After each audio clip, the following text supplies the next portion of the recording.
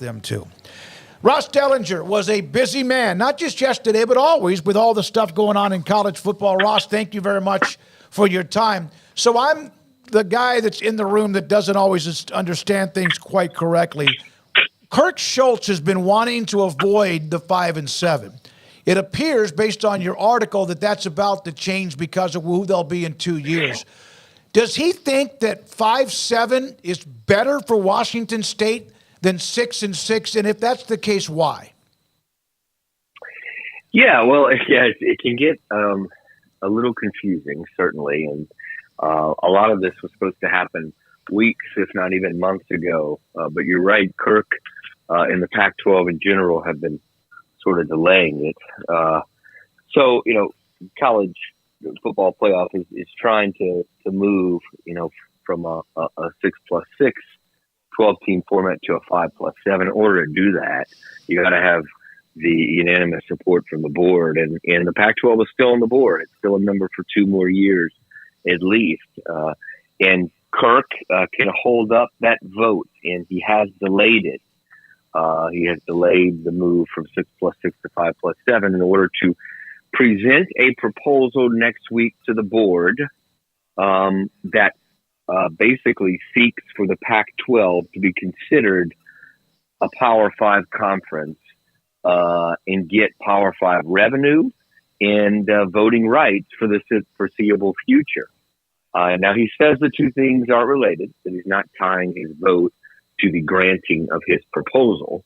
But you can see that part of the delay was tied probably to this proposal. But as you mentioned, it actually behooves the Pac-12 to vote for the 5 because they need more at-large spots, because in November, commissioners approved a new policy where conferences must have at least 8 members in order to get an automatic qualifier, which would eliminate the Pac-12 since they have 2 members next year and probably the next. So I think ultimately what's going to happen is he's going to present this proposal at the meeting next week of the Board of Managers.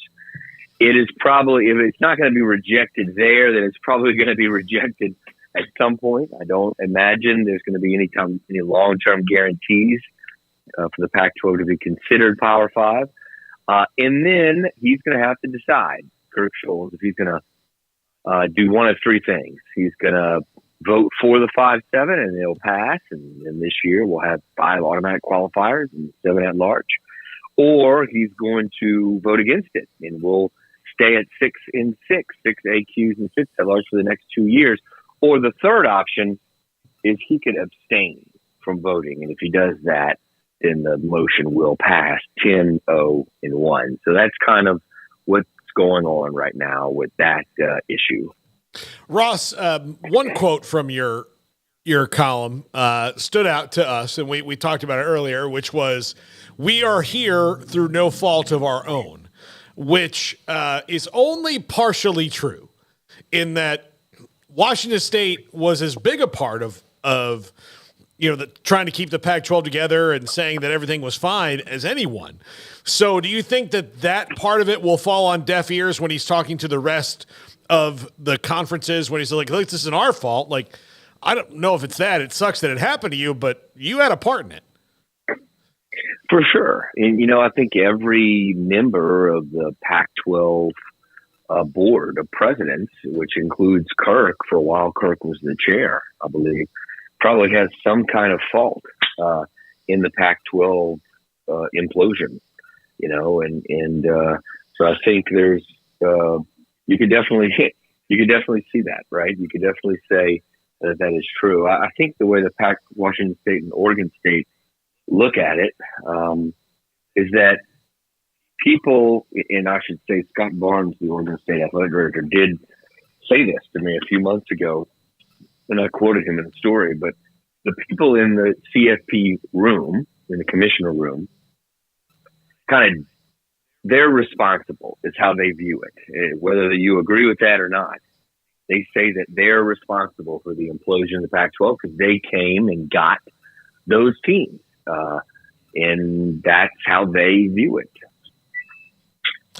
Ross, was there much tussling or back and forth when it came to the SMU revenue distribution? It appears that that's been settled now at this point, but how much of a hassle or back and forth was there in regards to that? Well, there's been quite a tussle the last few months of that. It really kind of came up in a November commissioner meeting. I think there was, to explain it to the listeners, basically Power 5 teams, they get $6 million each from the CFP. Each Power 5 school, that's the distribution. Each Group of 5 school gets $1 million. Well, SMU is moving from a Group of 5, the American, to a Power 5, the ACC, but yet some commissioners did not want to give them the full share. There was not support, and it does take unanimity. Again, that word unanimity, it does take unanimity in order for any revenue distribution item like that one, So there wasn't unanimity. And so after a few months, there was, I think, some tussling back and forth until Jim Phillips did come up with what has been kind of termed a compromise. And so SMU will get 50% of the Power 5 distribution, so around $3 million, 2.5 to $3 million a year for the first year in the ACC, and they'll get 75% of a Power 5 cut in the second year, so roughly $3.5 or so million. And so they'll get around $7 to $7.5 million instead of the 12 over the 2 years. Basically, is what compromise was reached.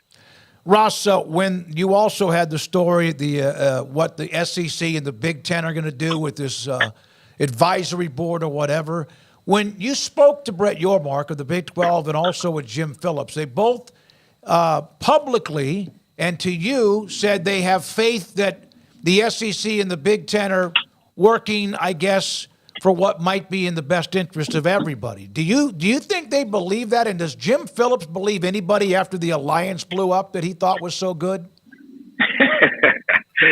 Well, it is a time and an era in college athletics where it's tough to believe anything, in the trust. I think the trust in the college football playoff commissioner room is a trust that is probably maybe not at an all-time low. That may have been last year, but it's at a low. There's definitely an issue with the trust among commissioners given realignment in all the things that you have mentioned. All I can do is take what they say, right? Brett Yormark and Jim Phillips, they say that they do trust what Tony Petitti of the Big Ten and Greg Sankey of the SEC are saying, and they believe that they're not going to run off together and do something. That they're going to try to create truly a solution, a model that good for everybody, or at least those who can afford it, which you would think is at least the Power 5 at the very least, and maybe the Group of 5. It just kind of depends. Ross, Brett Yormark appears, pushing all the chips in the middle in basketball, and they have it. I guess it just seems from the outside looking in like the Big 12 has other things moving in case the Big 2 do decide you guys aren't worth our time anymore and we're leaving. We'll take from you what we want, but just move on and leave us alone. And it doesn't feel like the ACC's doing that at all, especially given the fact that they've got a team that wants to leave so badly right now, they're willing to pay a ton of money to do it. Well, for sure, right? These two leagues, I think, are in, I would say, very different situations. The Big 12 is a league where top to bottom, there's not necessarily any big football power, but there's really no kind of small, school with like a Vanderbilt or Northwestern or something like that. So they bring certainly a lot of parity. It feels like the Big 12 does, and all the members seem genuinely happy, to be in that league. That's not the case with the ACC, right? That the ACC is, man, it's just made up of very different programs. And I think there's a lot more like-minded in the Big 12 and similarly resourced in the Big 12 as opposed to the ACC, where you have, 5 or 6 smaller private programs and you have 3 or 4 big brands. And that's led to the situation that we see today, where you do have a big brand of Florida State and maybe some others eventually that are looking to leave the league. And so these two leagues, they're not necessarily in the same boat, so to speak. Ross, you mentioned the word that stuck out to me at least was inevitable when it comes to the expansion of the NCAA tournament. And you point out in the article, much the way the SEC and Big Ten want to flex and get more of the pie in football, then you can understand the Big 12 and ACC wanting to maximize their brands in basketball. I know you're a writer, so you use certain words for a reason, but how inevitable do you feel like NCAA basketball tournament expansion is, and what kind of a timeline roughly do you think that we're talking about here? Is that something that they can, kind of like the new playoff, get done in a hurry, or is that something that's going to take and be a longer process, you think? Yeah, it can't be too long these days. I think that, right now in college athletics, the Power Four, I guess, soon enough, the Power Four, or even the Power Two to a degree, the SEC and Big Ten, are controlling a lot of the decisions. And those leagues want a bigger tournament. I know that a lot of fans disagree with that, and I can understand that. But they believe that their teams deserve more spots. And whether that's eliminating AQs, which could really be a political disaster, that would not go over very well, I wouldn't think. So I think the most likely probably is adding at-large spots. And I don't know how quickly you can do that, but I'm going to guess within the next 2 or 3 years, we will see a change in the NCAA tournament, because that's what the major leagues want. And the major league, whatever the major leagues, major conferences want, they get, because they have the value, they have the revenue, and they share that revenue with everybody else in the NCAA. About 95, maybe 92% of the NCAA relies on the major conferences and their value that they bring, specifically to the NCAA tournament, and to a degree the CFP as well. So they want it, and I think there's probably, like I said, within the next couple of years, I would imagine that we're going to see changes to the basketball tournament that, in all likelihood, includes just overall expansion and the addition of at-large spots. Ross, last time we had you on, and again, thanks for your time. Anytime we can get you. You did have a bucket full yesterday, but last time we had you on, we were discussing this possible lawsuit or the injunction, Tennessee against the NCAA, NIL, the transfer portal, the college football playoff, now this with the...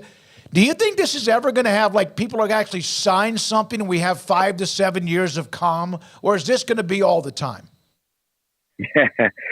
Well, at some point, you would imagine that we'll have stability in some way, or a level of stability that we don't have today. It's not coming anytime soon, though.